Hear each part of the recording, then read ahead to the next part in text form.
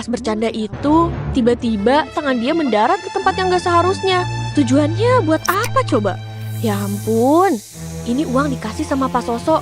Gak tahu kenapa tiba-tiba nyium pas abis ngasih uang. Gue punya cerita.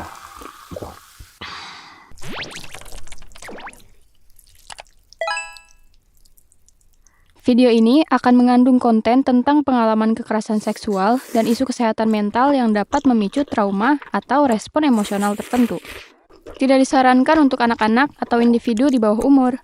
Harap tonton dengan tanggung jawab pribadi. Hai, kenalin, gue Lia. Gue udah lulus sekolah setahun lalu. Kali ini gue mau cerita soal trauma yang paling dalam, yang sampai bikin gue mati rasa. Semua ini terjadi waktu gue masih kelas 9 SMP. Masa dimana saat itu gue lagi puber.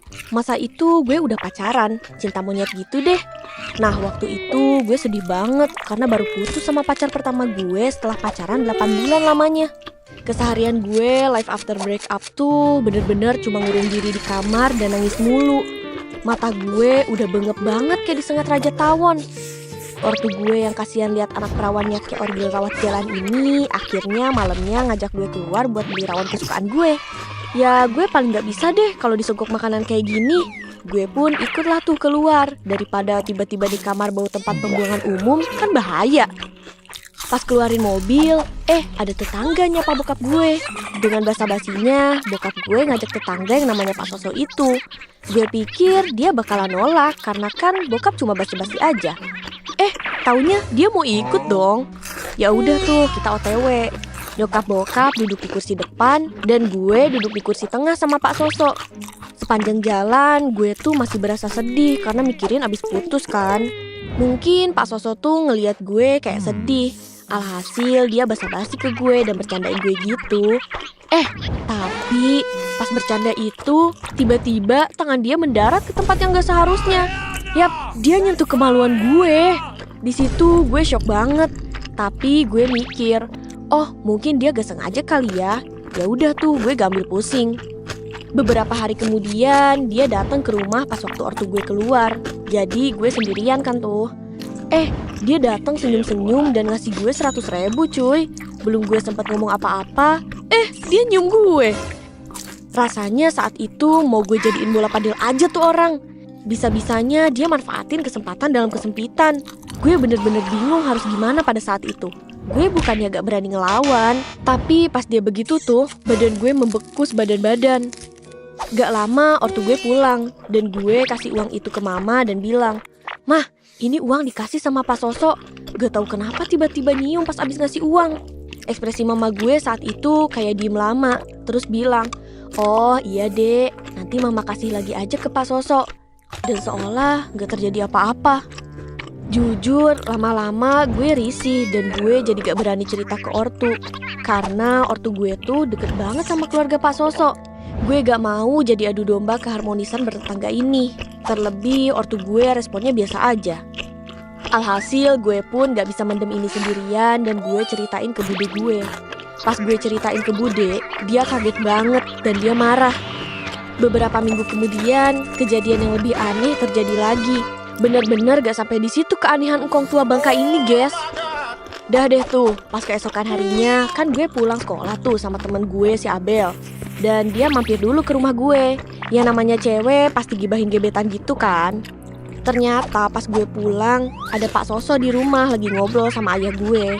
Ya udah tuh gue langsung ke kamar sama si Abel. Di kamar sambil ngobrol ya kita scroll HP aja. Dan kita lumayan lama di kamar, dari abis zuhur sampai mau maghrib. Pas mau maghrib gue bergegas ke kamar mandi, tapi si Abel tetap di kamar. Kan biasanya kalau abis mandi ya ambil pakaian dalam sama luar kan. Pas gue ambil celana dalam gue, langsung gue pakai tuh celana dalam. Begitu gue pakai, kok panas ya di bawah situ. Rasanya awalnya anget, lama-lama panas sampai perih gitu. Gue pun teriak kesakitan. Gue ngira mama gak sengaja nyentuh sidi gue dan tangannya habis megang balsem. Pas gue ngomel begitu, mama kayak orang kebingungan dan bilang, "Maksudnya gimana dek?" Gue langsung ceritain lah apa yang terjadi. Terus mama bilang, "Hah, mama gak pakai balsem sama sekali dek. Mama aja gak punya balsem karena gak suka. Lengket sama panas gitu kan." Gue nuduh Abel. Lu ya yang ngisengin kayak gini ke gue? Di situ Abel bingung. Bahkan dia bilang kamar gak ada bau balsam sama sekali dari tadi. Di situ gue mikir, loh kok bisa ini kejadian sama gue?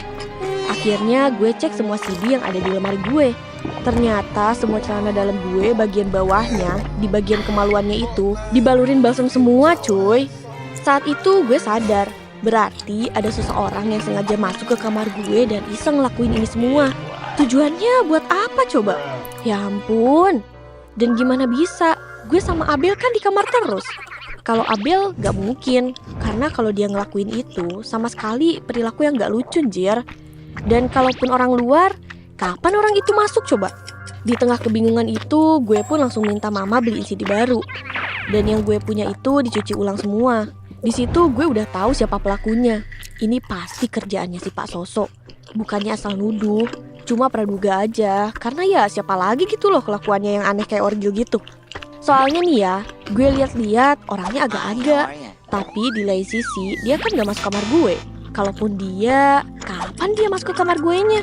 Lagi pula kan dari tadi ada Abel di kasur. Masa ada orang masuk gak tahu? Dan kita juga gak tidur, cuma main HP doang. Kalaupun itu pas sebelum gue pulang, itu lemari biasa aja gak ada bau balsam atau gimana-gimana. Bener-bener gue juga curiga nih sama Abel. Dan besok Abel buat ngaku. Gimana gak nuduh dia coba? Pas buka lemari aja bau balsamnya kuat banget kok. Kok dia bisa-bisanya bilang gak kebauan balsam dari tadi? Kan aneh.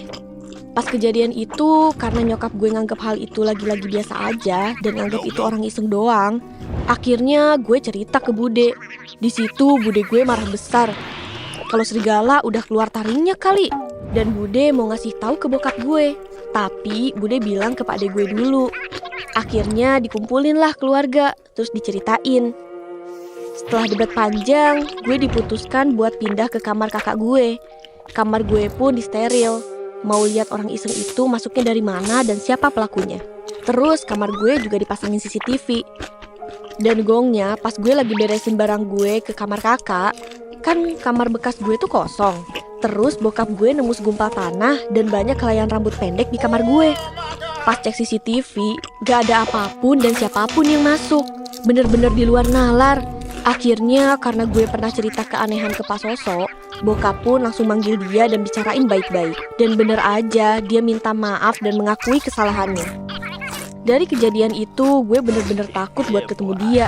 Tapi dia udah diancam sama bokap. Kalau ngelakuin hal-hal aneh lagi ke gue, bakal dibilang ke semua warga dan Pak RT biar diadili. Ya walaupun gue belum puas sama apa yang dia dapet, setidaknya dia udah gak ganggu gue lagi sekarang. Pesan gue buat ortu di luar sana, please percaya sama anak kalian. Kadang anak tuh gak butuh solusi, cuma butuh didengar.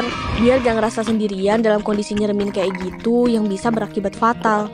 Sampai di sini akhir cerita gue. Semoga kalian gak ngalamin kejadian kayak gini ya. Sampai jumpa di video gue punya cerita selanjutnya. Bye-bye.